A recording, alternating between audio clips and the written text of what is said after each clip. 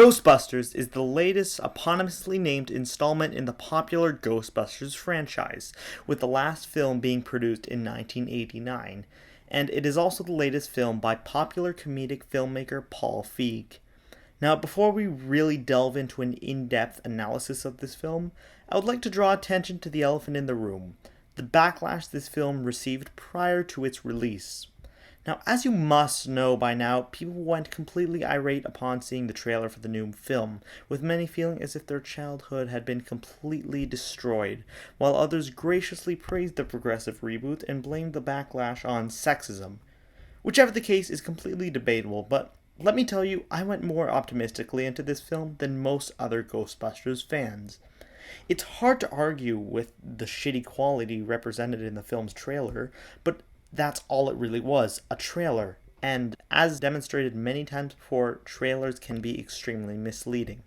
I still had hope for the film as I am a decently large fan of Paul Feig and Melissa McCarthy's collaborations, many of which have turned out to be some of the finest comedies of the past decade, Spy being my personal favorite. So this afternoon I went to see the film, avoiding all other critic reviews, by myself at an early screening, with a completely open mind. And let's just take a closer look. Now, for a brief overview of the plot, the film stars Erin Gilbert, former paranormal detective turned university professor, who tries to bury her paranormal past to unsuccessful results, played by Kristen Wiig.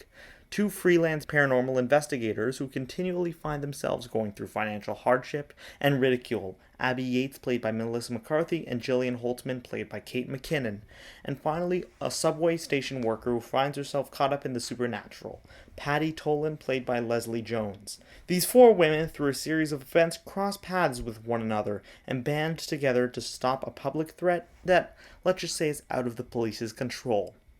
Now, let's talk about the story and how the film was overall presented. I hate to say this, and it's very unfortunate, but Ghostbusters is a bit of a mess. Paul Feig's work, while never engaging on an artistic or really cinematic level, usually works due to good pacing and fleshed out characters, as well as funny performances, most of which are not present here. I will start out by saying that the first act of this film is good. Not great, but good. My only problem here would be a choice Kristen Wiig's character makes very early in the film, which seems extremely sudden and contradictory to what traits were recently established. Still, it does a good job of giving the film a focus, introducing the characters in an efficient yet cohesive fashion, all while delivering plenty of laughs. Regrettably, none of the aforementioned traits are present during the second or third act. Right as the second act begins, the film gives up on keeping a steady pace and on any sort of character building. Instead, the film opts to speed the dial up to 100 and throw several different strings of conflict at the audience, which in often cases serve little relevance for the story. Now, this is part of a poor choice that is made by the filmmakers to shove as much action into the picture as possible. Yes, this film contains many action sequences, more so than any previous Ghostbusters installment. In the original Ghostbusters, the action and conflict were balanced out with quiet scenes in which the characters had time to react to the situation, in an obviously comical fashion. I love fast-paced films. The way that Star Wars The Force Awakens recently handled pacing was brilliant. Now, this film tries to emulate that same hyperactive filmmaking, but fails miserably. When the characters don't have time to respond to crucial plot points in the film, there is something majorly wrong.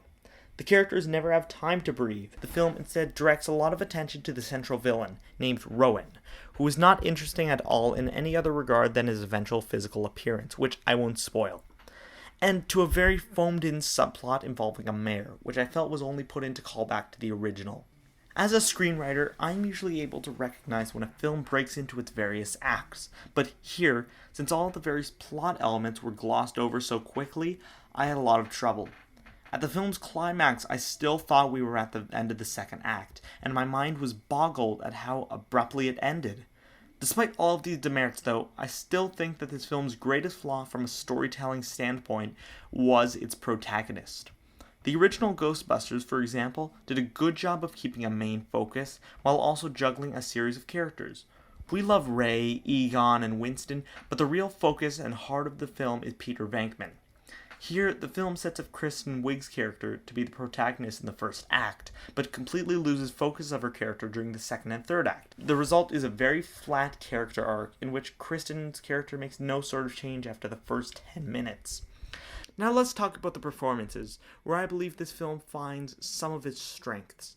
Now, all of these actresses deliver good performances and work well as an ensemble, I find. Each character paralleled one of the original Ghostbusters in some way, shape, or form, but with their own unique twist, which I think was a good direction to take the film, trying to keep things feeling old and new simultaneously. The only problem is a decent portion of the jokes that these actresses are given to work with are simply unfunny. There are many moments in this film in which there will be a conversation going on, and then they will suddenly spring off into a tangent, working off of a joke for a desperately long time that wasn't even funny to begin with. This is a film that thinks that is a lot funnier than it really is sometimes, which can't be blamed on the actresses as much as the writer and director. Speaking of which, let's talk about Paul Feig and his treatment of the story. Feig once again creates a very problematic narrative, holding too long on unnecessary action sequences and glossing over interaction between our four leads. That being said, from a visual standpoint, I do think this film is fairly well directed, especially in its action sequences. The action, while not always necessary, is usually slick and stylish, often choosing cohesive wide shots over shaky close-ups, providing a sense of clarity. These slick action sequences are heavily reliant, however, on CGI, which I'm iffy about usually, as I believe it only truly works in a film like The New Jungle Book, for example, where the CGI is the most real option for the particular special effect, rather than just being a way to save time and money on set. In this film, the CGI is fittingly cartoony, but leads to mixed results, taking me out of the film quite often. Another thing I want to talk about is the intended message of the film, which I normally wouldn't really focus on, but it is important here. The film incorporates a feminist message, which is well intended, but comes across as incredibly on the nose and heavy-handed.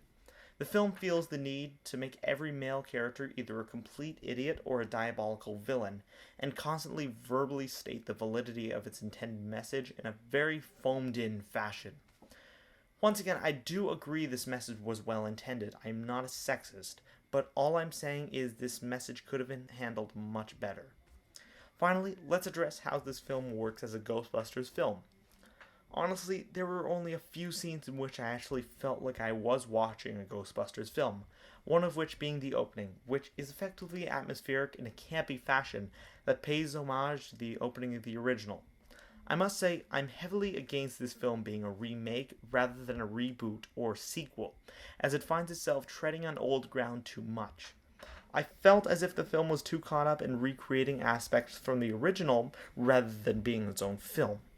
And I know you may be thinking, if they borrowed so heavily from the original, why did it not feel like a Ghostbusters film? And I'll get to that later. There was not enough new brought into the table.